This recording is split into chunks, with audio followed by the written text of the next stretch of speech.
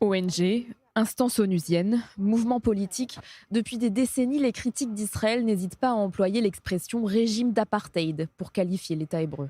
Mais cette accusation repose-t-elle sur une réalité juridique et factuelle?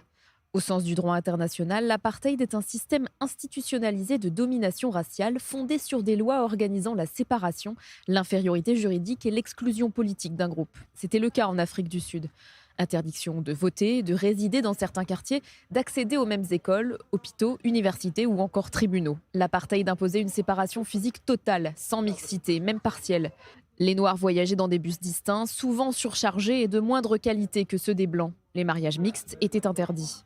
En revanche, en Israël, les citoyens arabes, qui représentent 21% de la population, disposent depuis 1948 des mêmes droits civiques que les citoyens juifs. Le droit de vote, l'éligibilité à la Knesset, l'accès aux tribunaux, y compris à la Cour suprême, la liberté d'expression, la liberté d'association et la liberté d'enseignement. Ils sont médecins, pharmaciens, avocats, professeurs d'université, journalistes, magistrats, députés ou encore diplomates.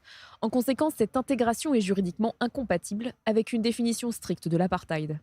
Pour autant, cela ne signifie pas qu'il n'y a pas d'inégalité sociale et économique. L'égalité formelle est garantie, mais il reste encore des obstacles dans certaines municipalités arabes, comme le sous-investissement, les difficultés d'accès au foncier, l'urbanisme restrictif ou le retard des infrastructures. Une réalité qui reste néanmoins comparable à celle de nombreuses démocraties multiethniques. Conséquence, il s'agit de distinguer les inégalités socio-économiques lorsqu'un groupe bénéficie de moins de ressources ou d'opportunités, de l'apartheid, qui suppose une hiérarchie juridique raciale inscrite dans la loi.